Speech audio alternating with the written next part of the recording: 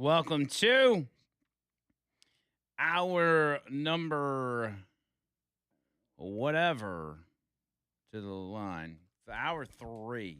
And by the way, can we check our YouTube? I don't think we've got YouTube going live at the moment, unless that's just me. Never mind. Don't listen to me. I don't know what I'm talking about.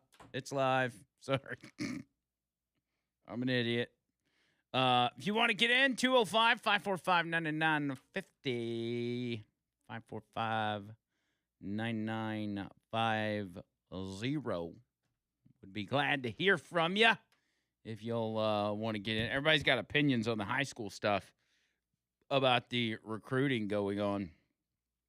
And yeah, it's a shady business, which I mean, I think that's sports in general, but in particular in Alabama, when it comes to football, it's very important. And it's also very important to the kids and the parents because let's be honest, there's a lot of parents out there that see their kids' athletic ability as a meal ticket. And while, yes, they do want to see their kid be successful, they also, some, not all, but some have visions of their mortgage being paid off. So it's especially now in the day and age of college players getting paid.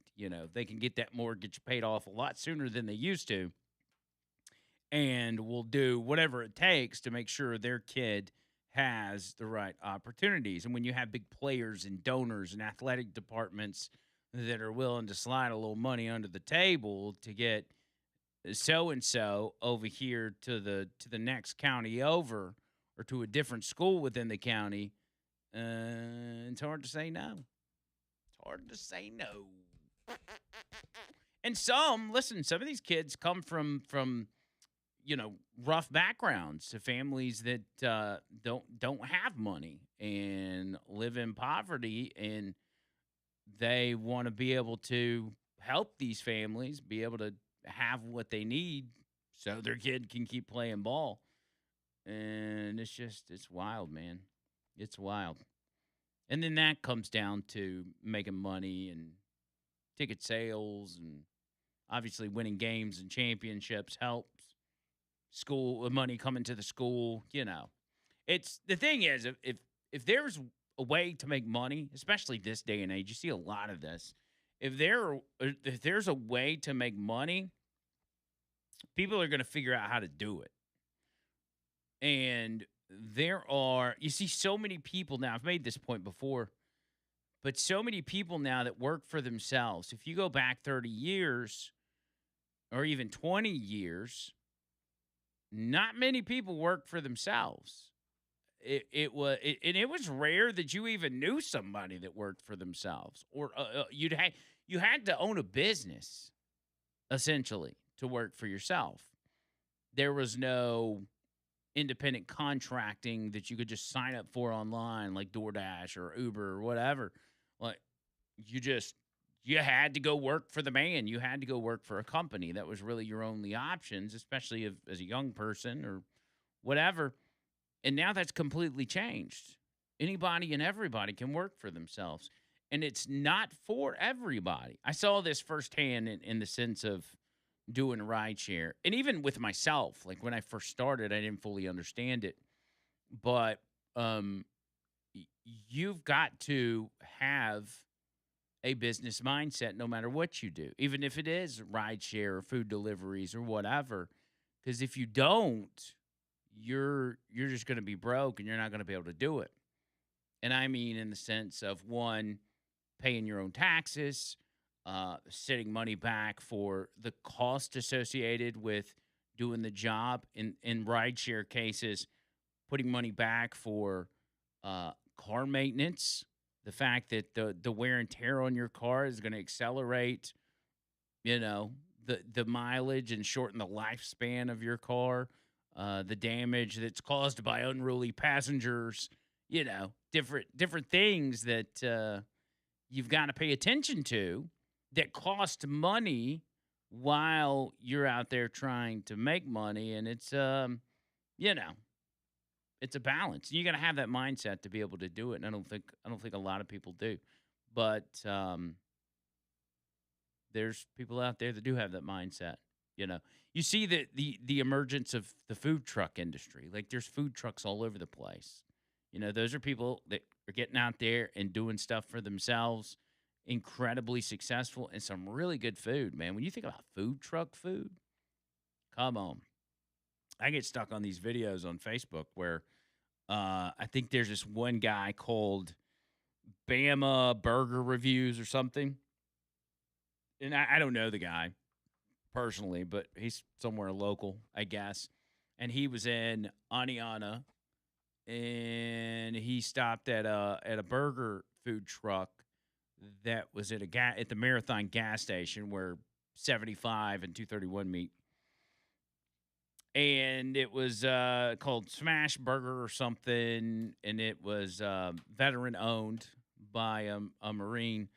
And watching him try out that burger and give his honest review, he was like, "Oh, this is bussin', bussin'." And I'm like, "Yeah, dude, almost anything you get out of a food truck is good. Really is. I don't know that I've ever had bad food truck food. There's just something about it. Something about it." So shout out to all my food truck people, which I don't know a whole lot of food truck people.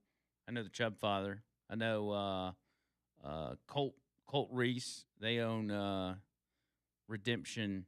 I think it's Redemption Food. They may even have a brick and mortar now. I don't even know. He used to have R&R Barbecue. Man, that stuff was so good. There's a lot of them out there. Y'all could probably, if I needed food truck suggestions, I could get y'all to just fire those off on the text line, and I can have a list a mile long, I'm sure. Y'all hit me up. It's Fun King Friday. Why not talk about food trucks, right? Richard the Cop's on the line. What's up, Richard? You hit it exactly right. I think we lost you, Richard. Oh, I think I might have put you on hold. Hang on. All right. You're back. Start from the top. So you hit it just right, brother, about the ride share and food delivery. Uh-huh. If you don't get up every day, even when you don't feel like it, you're not getting paid. I keep email of every receipt for every cart maintenance, every drink I drink, everything I eat while I'm out here. And I go home at night, do 20, 30 minutes worth of paperwork, keeping my tax records up to date every night. Because I can't imagine looking at my expenses in reality every night like I did last night, trying to gather that up last minute at the end of the year. Yeah. And I think some people get out there and their eyes deceive them, and they only look at what they're bringing in on what it says on their app at the end of the day, and they don't think about what they had spent on gas throughout the day, what the maintenance is going to be. Some don't even worry about the tax stuff. They just get to the end of the year and take their chances and hope it works out. I don't keep up with the gas because my tax lady says IRS can look at that gas and go, how much was that? Was really Uber gas? Because they keep up with your own line miles, and that's guaranteed 70 cents a mile, and they can't argue with because Uber and Lyft are reporting that. Yeah, whenever it comes to the IRS, you just worry about the miles, and I'll tell you on mileage, because I put so much mileage when I was doing it. I had, and there's a certain limit as to how many miles you can use per tax season, per year. I had like 3 or 4 years before I finally used up all my mileage after I had stopped doing Uber and Lyft. And that right there will help you almost break even on what you owe the IRS. That's the biggest thing. Well, last year I had so many deductions. I had a $3,000 carryover, and I was only doing it part-time. Now I'm doing it full-time, and you get people in this car all the time wanting to know about how it works and wanting to know this. And those are Uber enthusiasts is all they are. Because when I explain to them what really goes on, they kind of go, Because, Andrew, I'll probably make 65 to 80 this year. Yeah. Based on what I'm doing. I wouldn't go back to a real job with a boss standing over me for nothing in this world. Yeah, it's interesting because you gotta, and I was this way as well. Like you said, you gotta get up and go to work, or you don't get paid, and you're at the disadvantage of not having a boss that is requiring you. Like you're not gonna get fired if you don't show up to work, but you're also not gonna get paid, and so you've got people that are either working 3 or 4 days a week, or they're working 7 days a week. And I was one of the ones that was working 7 days a week. I do 7 days a week, 10, 12 hours a day, sometimes 30 days straight. But the beauty is when I get ready to clock out to go for a medical appointment or to clock out to go handle an errand, I ain't got to ask somebody. If I want to do like I did today and start late because I had a few things to do, I ain't got to ask somebody. If I dropped a client off in a year from now, I hadn't run a trip, they won't bother me unless they need an updated driver's license plate, insurance card, or vehicle inspection. Yeah. So this is legalized thievery. Yeah. I mean, it's just so easy. But either you can do it or you can't, because you got to know where you'll go. You got to know where you won't go. I don't work at night no more because Birmingham's too dangerous. But I run all the bad neighborhoods in the daytime. And if I don't like the way you look, I'm going to drive by and blow you a kiss and cancel the ride and move right on. Yeah, all the 'Cause criminals are still in bed at that point. Well, there's more out there. There's always another trip. Yeah. I mean, I went to Atlanta, Georgia Tuesday on my first trip from Homewood. Yeah. First trip. And so it's like playing a slot machine, Andrew. You button the seat, beat the machine, push the button, and I win every day. Well, that's it.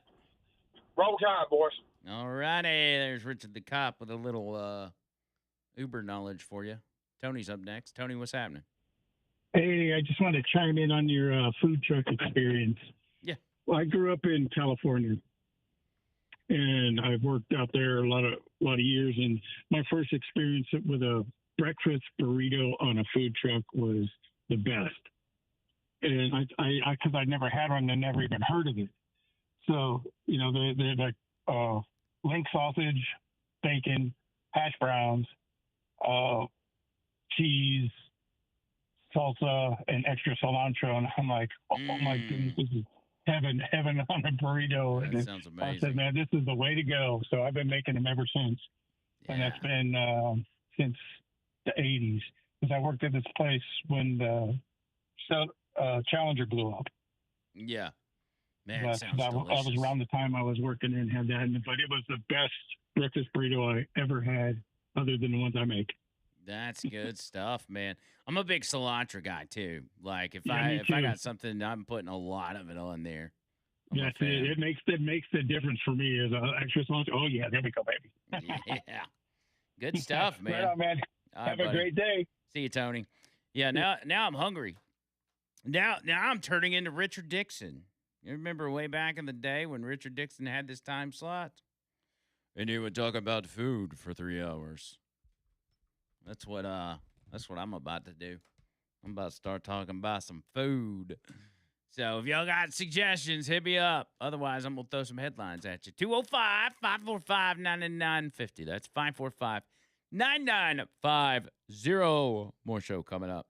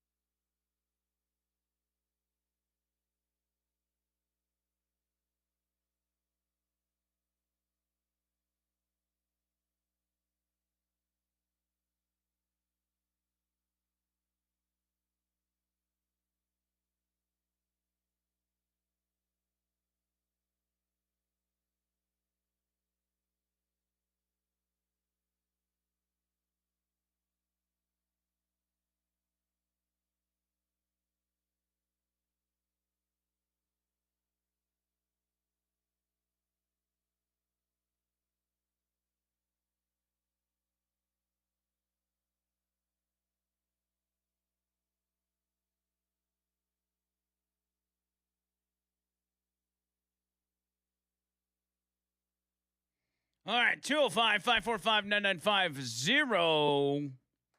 545 9950. Jeff on the text line, man, when you said R&R and barbecue, that was the best food. They used to have a brick and mortar store in Odenville. Yep, I remember that.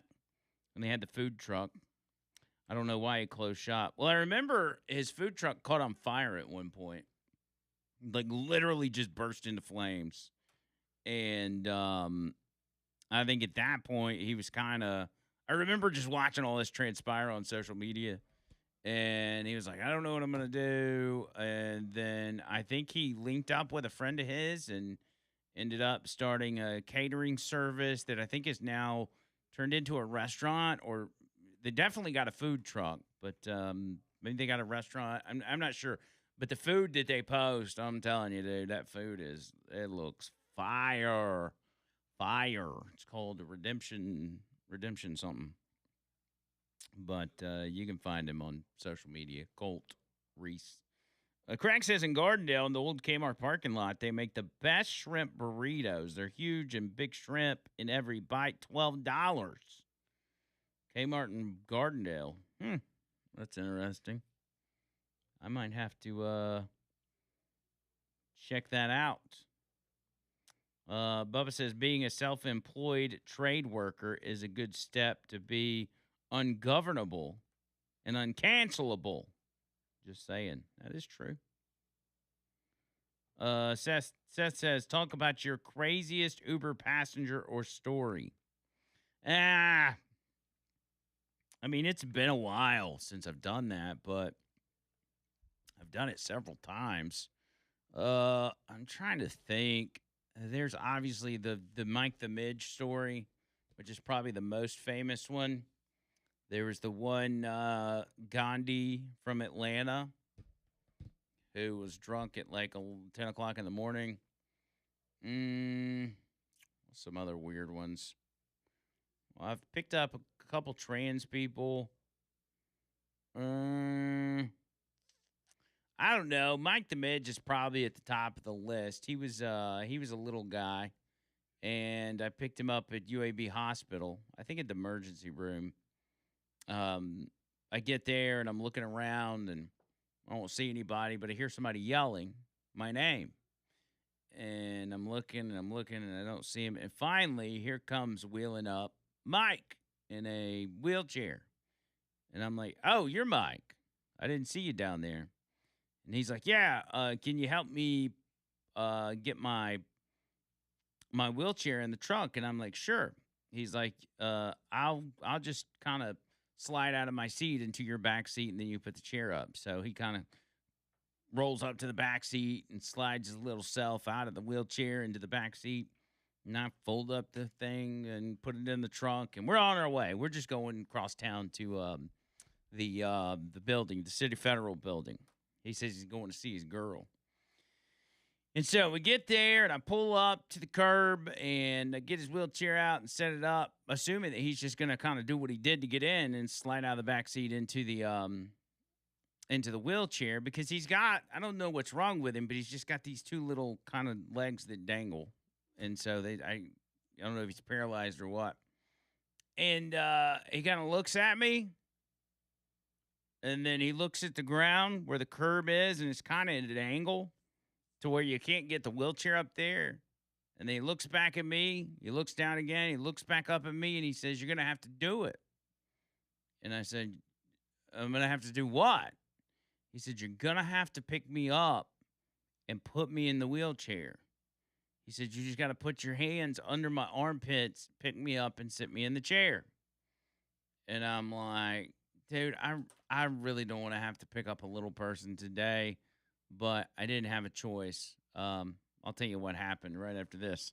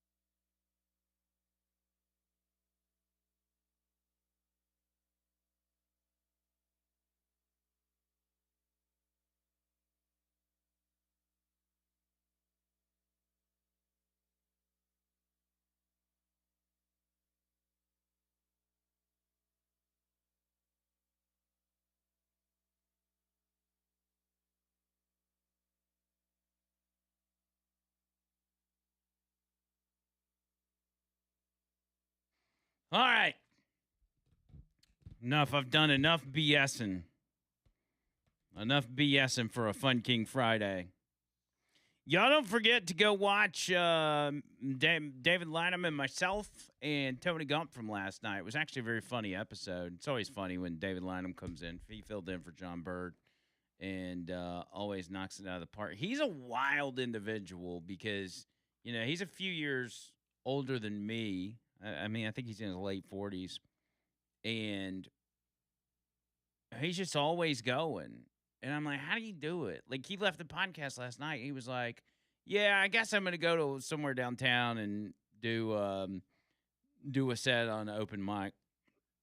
He's just going to go downtown on a Thursday night and find some place that's doing open mic comedy and just jump in there and do it. And I'm like, bruh. Of course, he owns his own company. He doesn't have a 9-to-5 that he's got to do, but still. Like, are you not exhausted, old man? But it really was. It was a good one. I'd go check it out if I were you. You know all the places to find it. You can find it on YouTube or whatever. Rumble, Spotify, Apple Podcasts. There's a bunch of different. We were going through the stats of where people listen from on that thing, and I was shocked by the different countries that listen to our show. Which may translate to here on the radio, too. Let me see. Analytics. Audience. And this is people that are doing the audio side of things. Now, if you pull us up on Spotify, you can watch the video on Spotify. But if you listen on Apple Podcast, you don't. You just have strictly video. I don't think you strictly have audio. I don't think Apple Podcast does video.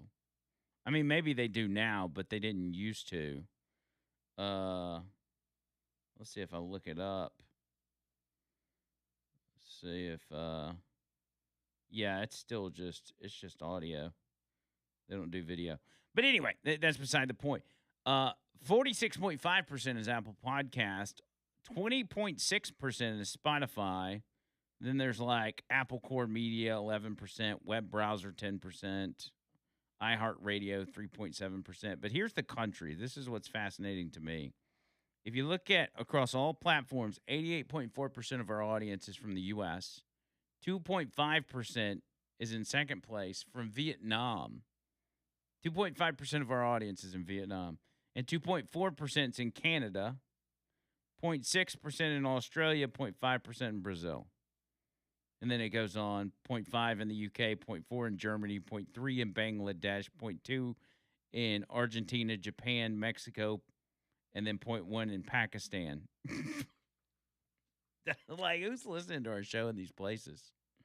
It's crazy. It's crazy.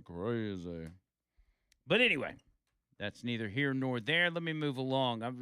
Last thing we talked about was Senator Tim Sheehy, who gave the speech on the Senate floor yesterday about why the Iranians are evil individuals and some of the atrocities that they have not just committed against their own people or people in the region, and really people all over the world, but the atrocities they've committed against our guys. The beheadings. He told the one story about the guy being skinned alive on video, drilling into people's brains, murdering them in some of the most gruesome, graphic ways. That's what these people do, and they've been doing it for over 40 years. And we're supposed to just say, yeah, I mean, if they get a nuclear weapon, they get a nuclear weapon. You can't. These people are sick, dude. And you think we should just sit by and do nothing about it? Come on. Get real. But the left doesn't care. They don't care about our soldiers. They don't care about the ones who have lost their lives to this violence. They don't. They don't. This is all politics. They don't care about the little guy. They don't care about the middle class. They don't care about here. perfect example of this.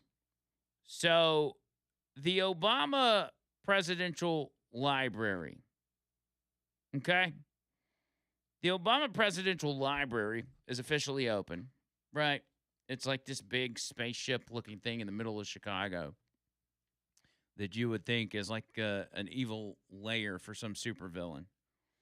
And there were reports that even during the grand opening, that many of the contractors that did the work to get this thing up and going weren't even getting paid. They weren't getting paid for their work. And many of them said that if we don't get paid, because we're talking about millions of dollars, some of the work that they did was millions of dollars in work. If they don't get paid, that the company, some of these companies would have to shut their doors. I mean, some of these companies are not big conglomerate. Some of them are, local yokels. They were in Chicago that saw an opportunity to work on a presidential library, which no matter who the president is, that's kind of a big deal, and took the job and apparently got left out in the cold. Well, now we have our first taste of some of those doors shuttering. In particular, this guy who owns a plumbing business, he put all his cards on the table, all his chips on the table to take this job with an understanding that he was going to get paid when he was supposed to get paid, and then he could move on to the other jobs that he had. I mean, he had other jobs that he was in the middle of that he had to put on hold in order to work on the presidential library so it could stay on schedule and open when it's supposed to open. Well, now he's finding himself having to close his business because of that decision. Because he decided he would help work on the Obama Presidential Library. Here's his story. They verified it via email, went ahead and asked us to revise our May billing, which we did. And we went and had our vendor waivers procured. So really all we were waiting for was for the money to hit the bank, and it never happened. And that hurt us. Really was the final death blow for us, because the suppliers involved, it would have helped us with what we owed them, and it would have made things a little bit more smooth for us to continue doing work. But after getting the payment skipped, it just made my decision that much more clear for me to suspend all operations. We went with the 1.72 million figure because it really includes, from a contract standpoint, things that have been accounted for. Between the retention that we were owed, the change orders that were on the log, and the labor overages that I have the receipts for, I thought that that was really a good place and snapshot of where we were at with what was on the contract with Turner Lakeside Alliance. It doesn't mean that I'm not going to pursue the 3.9 million and change that we lost overall. I just felt that at the time it was a more realistic number to go with, and it would also allow us to pay everybody off, and it would allow the company to recoup a healthy portion of the monies lost. I'm still working with my legal team on that 3.9 million figure, because I feel that it's only right that we still hold ownership at the Presidential Center accountable. We just felt that we have to pick our battles. First things was first was the mechanics lien. But it's become perfectly obvious to me that the ownership group there, they truthfully just, they don't care. No. I don't know any other way to say it. And maybe if I had known that sooner, I would have put my foot down sooner. But I think a lot of us out there, the main subcontractors, all still had this feeling that it was going to be worked out in the end, until it wasn't. That's pretty sad if you think about it. This guy, again, doing honest work, taking the company at their word, and ended up getting screwed to the tune of $3.9 million. His company could not absorb that. They could not then move on to the other projects that they had. They just got left out in the cold. And imagine what it felt like for him to watch whatever it was 2 weeks ago, 2 or 3 weeks ago, when they had the grand opening. And all the politicians were there. Joe Biden was there. The Obamas were there. I think Nancy Pelosi. There was a bunch of high rollers there. I think Dick Durbin was there. All the famous people, all the important people there celebrating, just having a good old time. And this guy is over here closing his business. Is having to shut down what was his livelihood because he didn't get paid. And you haven't heard a peep from the Obama camp or from the Democrats. They actually enjoy when small business owners lose their livelihood. They've made that clear that that's something they're into. And it's sickening. It's pathetic. And it's why Americans don't trust the government. Whether it's that or I was having a conversation earlier with somebody about the IRS. I got a friend that's dealing with IRS issues. And he's looking for, well, I just tell you who it is. It's Bubba out in Tampa. And he's trying to get a tax issue settled with the IRS as soon as possible, whether that's a payment plan or whatever, because as it lingers, and I assume that they're telling him that he's got to pay the whole thing, as it lingers, as it stays out there, it's building interest. And, this time next year, he may be looking at $100,000 that he owes the IRS or whatever. And it just,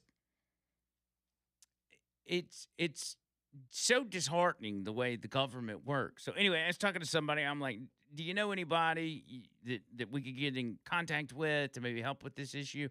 And you just can't. Like the government, especially a place like the IRS, there's so much bureaucracy. There's just no way to get through. Even sometimes, I mean, there's some great, like our buddy Perry Cronin runs a great business where he helps people with tax issues, and he gets a lot of them solved. But then there's sometimes where it's just, you call it dead to rights, and you can't go anywhere. You can't do anything, and you can't talk to anybody. There's a story out of Tennessee with a guy who owns a farm. This guy's like 70, 71 years old. The IRS accidentally sent him a check, like a refund. It was like $20,000. Well, this guy, whose name is Perry Kirby, knew that he wasn't owed $20,000 by the IRS, so he attempted to return it. And this is back in 2022. He attempted to return it and couldn't get it back to the IRS for whatever reason, never cashed it, never used any of the money. And now the IRS is coming after him saying, hey, give us our money, give us plus interest, whatever. I don't know the fine details of it, but they're essentially saying, you now owe us money, and if you don't pay it, we are going to seize your farm. And the guy doesn't know what to do. That's how the government operates. If you're the little guy and the government wants to crush you for whatever reason, they're going to crush you. I'll give you the story on this Tennessee man when we get back. 205-545-9950. It's the Lie, Talk 99.5.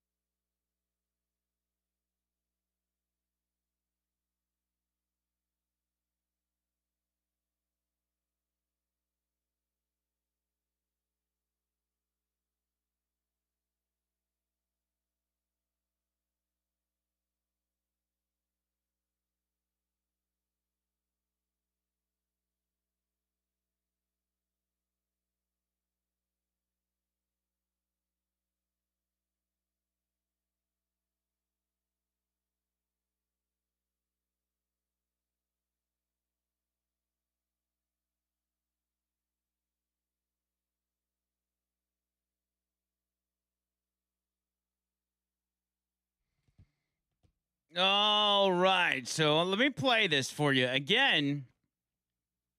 This is a Tennessee man by the name of Wilson Perry Kirby. He's 76 years old. He receives accidentally a $20,000 refund from the IRS on May 10th, 2022, and he immediately tried to return the check through his accountant. And for more than 4 years later, Kirby is still fighting the IRS. So the IRS is withholding Kirby's $1,800 refund from 2025 and is now threatening to seize his farm over interest charges of up to $4,300. And this, first of all, when you see the video, the guy, he's just an old guy. He doesn't even have a smartphone. He's got a flip phone. So it's like, why can we not figure this out? Why are we harassing 76-year-olds? Why? Anyway, listen to this. But when you need the help, you can't get a hold of nobody. You have to talk to a dang computer. Well, they called me right before I went on television this last time and said it was settled from Marshall Blackburn's office. This notice, sent in early July, demands he pay thousands of dollars in interest on that money he says he never spent, or risk having his property seized. I wish you'd get it straightened out and get one person to work on it instead of sending me letters all over the United States. I've cried, I've preached, I've asked people to pray for me. The 76-year-old says he's done everything he can to make it right, including meeting with the IRS Taxpayer Advocate Service in downtown Nashville, an effort he says got him nowhere. I said, what are you doing? He said, oh, I'm paying my parking bill on my telephone. I said, oh, my God. I said, I got a little old flip phone. I don't know how to do that. It's simple what he wants, for the IRS to stop coming after him. Is that little one? Yeah. He gets caught in the fence. He sticks the horns in there and can't get out. More than anything, Kirby just wants this to be over. That it was all over and done with. Praise the Lord. Amen. Because I've cried. I'm about to cry now. I don't know what I'm going to do. You feel bad for the guy. I mean, it's just, I see all this other nonsense going on in the sense of, who politicians, and especially Democrats, are protecting, and the people that get preferential treatment. And this guy, he just wants to be left alone. He did the right thing. First of all, when he got the $20,000, a lot of people would have just cashed it and moved on. He tried to do the right thing, and now they're trying to railroad him. Now, I do have to say, Bill Hagerty, who's a senator from Tennessee, he saw the story yesterday and tweeted out, I've directed my office to look into this and offer our assistance. So hopefully that will come to a conclusion very soon. But there's people out there, there's probably people in this audience that have been railroaded by the IRS before over stuff that was out of their control. And if you are the little person and you don't have any recourse, or you don't have any connections to be able to get stuff done, you just get railroaded. Speaking of little person, I forgot to finish my Mike the Midge story. I guess I could do that now. Okay, real quick. So remember where we were. We're at the City Federal Building. He looks at me. He's like, you got to pick me up and put me in my chair. And I'm like, oh, crap. I got to pick up a little person and put him in his chair. So I pick him up, keep him, like, the chair's behind me at this point. I pick him up, and I kind of lift him up to turn around to sit him in the chair. And I get halfway in the turn, and Mike's pants fall to his ankles. And Mike's not wearing underwear. He's not wearing anything. I am holding up, and this is the middle of the day, like 12 o'clock on a Saturday. I'm holding up a pantsless little person like Simba from The Lion King as traffic's passing by with his dong right in my face in what seemed like 5 minutes. And then I throw him in his chair, and he starts pulling up his pants, and he's like, I forgot my belt. And he turned around and wheeled off into the sunset. Never saw Mike the Midge again after that.